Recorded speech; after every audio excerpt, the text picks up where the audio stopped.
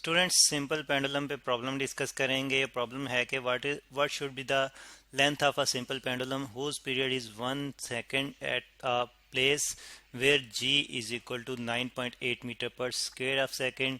What is the frequency of a pendulum, यानी कि हमने फाइंड आउट करनी है लेंथ उस पेंडुलम की जिसका पीरियड जो है वो 1.0 सेकेंड बनता है, और तब बनता है जब उस पर ग्रेविटेशनल एक्सलेशन जो है वो 9.8 metre per square of second apply हो रहा है। तो लेंथ हमने फाइंड आउट करनी है। दूसरी चीज़ जो है वो हमने फ्रीक्वेंसी जो है वो देखनी है उस पेंडुलम की, यानी कि 1 सेकंड में वो कितनी वाइब्रेशन जो है वो कर सकता है। सही, तो डाटा की बात करते हैं पहले हम कि हमें डाटा क्या गिवन है, और यहाँ पे लिख लेते हैं। तो डाटा जो है हमें गिवन है, एक तो टाइम पीरियड गिवन है हमें सिंपल पेंडुलम का, इसको हम कैपिटल टी से रिप्रेजेंट करते हैं, और ये है जी 1 सेकेंड, ठीक है, 1.0 सेकेंड। और दूसरा जो हमें चीज़ गिवन है वो हमें जी गिवन है, जी gravitational acceleration 9.8 metre per square of second, ठीक है। और फिर हमने फाइंड आउट करनी है लेंथ, इसको हम एल से रिप्रेजेंट करते हैं, और दूसरी हमने फ्रीक्वेंसी फाइंड आउट करनी है, स्मॉल एफ से रिप्रेजेंट करते हैं। तो ये चीज़ें हमने कैलकुलेट करनी है। अब सोल्यूशन की तरफ आते हैं, यानी कि चेक देखते हैं कि कैसे हम सॉल्व कर सकते हैं इस प्रॉब्लम को, रिजल्ट हमारे पास क्या होंगे, ठीक है। तो सोल्यूशन में हम सबसे पहले तो टाइम पीरियड के लिए जो फार्मूला होता है, सिंपल पेंडुलम के टाइम पीरियड के लिए फार्मूला होता है वो देख लेते हैं क्या होता है। तो हमें पता है कि टाइम पीरियड सिंपल पेंडुलम का हम फाइंड आउट करते हैं, T is equal to 2 pi into square root of L over g. L जो कि लेंथ को रिप्रेजेंट करेगा, और जी जो कि ग्रेविटेशनल एक्सलेशन है, ठीक है। ग्रेविटेशनल एक्सलेशन को ज़रा प्रॉपरली लिखने की कोशिश करते हैं, ये सही।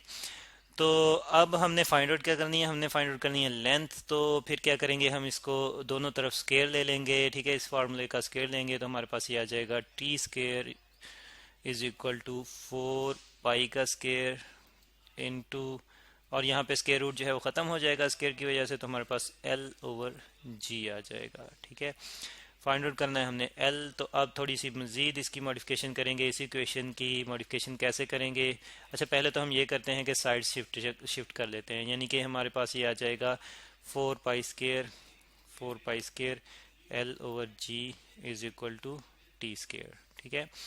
तो अब हम जो है क्वांटिटीज़, यानी कि एल जो है हमने फाइंड आउट करना है, तो इस तरफ से क्वांटिटीज़ कैंसिल आउट करेंगे और इस तरफ हम इसको शिफ्ट करेंगे। तो फिर हम देखते हैं कि ये हमारे पास आ जाएगा L is equal to T square, और इस तरफ जी जो है कैंसिल आउट करना है तो मल्टीप्लाई होगा यहाँ पे आके जी, और फिर जो हमने 4 पाई स्क्वेयर जो कि यहाँ पे मल्टीप्लाई हो रहा है ख़त्म करना है, तो यहाँ पे इस तरफ डिवाइड करेंगे, तो इस तरफ डिवाइड करेंगे तो हमारे पास 4 पाई स्क्वेयर यहाँ पे आ जाएगा, ठीक है।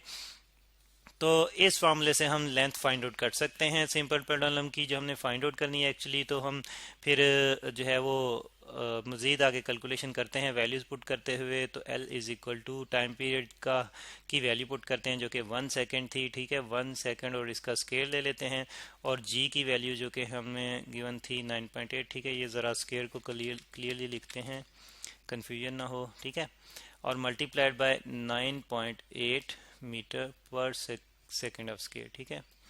और फिर हम जो है वो नीचे हमारे पास 4 पाई स्केयर है, 4 और पाई की वैल्यू हमारे पास होती है 3.14, ठीक है। इसका स्केयर लेंगे। अब जब कैलकुलेटर की मदद से सॉल्व करेंगे तो हमारे पास लेंथ के लिए जो वैल्यूज़ आ जाएंगी कैलकुलेटर की मदद से सॉल्व करते हुए, वो आ जाएगी जी 0.25, 0.25, ठीक है। अब यूनिट देखते हैं क्या बनते हैं। यहाँ पे आप देख रहे हैं एक यूनिट तो हमें सेकंड स्केयर के मिल रहे हैं, यहाँ से सेकंड स्केयर के यूनिट मिल रहे हैं यहाँ पे। फिर आगे हम देख रहे हैं यहाँ पे इसी के साथ मल्टीप्लाई हो रहे हैं metre per square of second के, metre per square of second के, और नीचे तो कोई यूनिट है ही नहीं, ठीक है। तो फिर हम देखते हैं कि सेकंड स्केयर और सेकंड स्केयर आपस में कैंसिल आउट हो जाएंगे, हमारे पास बच जाएंगे मीटर। तो लेंथ के यूनिट स्टैंडर्ड यूनिट मीटर ही होते हैं। तो इसका मतलब है कि हमने जो फार्मूला जो यूज़ किया है और जो हमने मॉडिफिकेशन की थी फार्मूले बिल्कुल सही की, और इस वजह से हमारी ये जो वैल्यू आ रही है वो लेंथ की आ रही है और बिल्कुल ठीक वैल्यू आ रही है।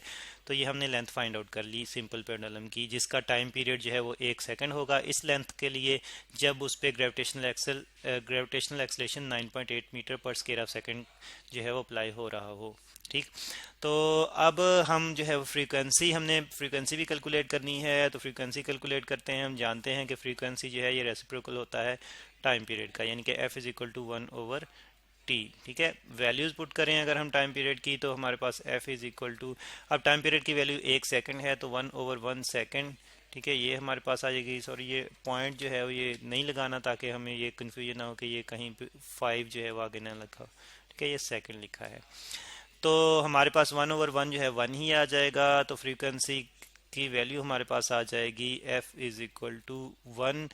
तो अब इसके साथ यूनिट क्या बनेंगे, तो यहाँ पे क्योंकि number of vibration number of cycles को रिप्रेजेंट करता है, 1 सेकंड में हमने जो बात की थी नंबर ऑफ वाइब्रेशन पर सेकंड, तो फ्रीक्वेंसी एक्चुअली इसी चीज़ को रिप्रेजेंट करती है। तो एक तो हम देखते हैं कि इसको हम फिर नंबर ऑफ वाइब्रेशन या साइकिल्स भी कह सकते हैं। ठीक है, CYCLES साइकिल्स, और पर सेकंड आ रहा है साथ में, तो पर सेकंड आ जाएगा पर सेकंड। और लेकिन हम जानते हैं कि इसी को हम एक और भी नाम देते हैं, और वो क्या होता है, वो हर्ट्स होता है, GRTZ। ठीक है, इसको हम सिंबॉलिकली रिप्रेजेंट करते हैं कैपिटल H और स्मॉल z से। तो हमारे पास फ्रीक्वेंसी के जो स्टैंडर्ड यूनिट हैं जो कि साइकिल पर सेकंड हैं बराबर होते हैं हर्ट्स के, तो हर्ट्स से हम रिप्रेजेंट करते हैं। तो यहाँ पे फिर हम फ्रीक्वेंसी के लिए यूनिट लिख लेंगे हर्ट्स। तो फ्रीक्वेंसी क्या आ रही है, 1 हर्ट्स, यानी कि 1 सेकंड में एक ही वाइब्रेशन। ठीक है, 1 सेकंड में एक ही वाइब्रेशन कंप्लीट करेगा सिंपल पेंडुलम। तो ये हमने प्रॉब्लम डिस्कस किया है सिंपल पेंडुलम पे।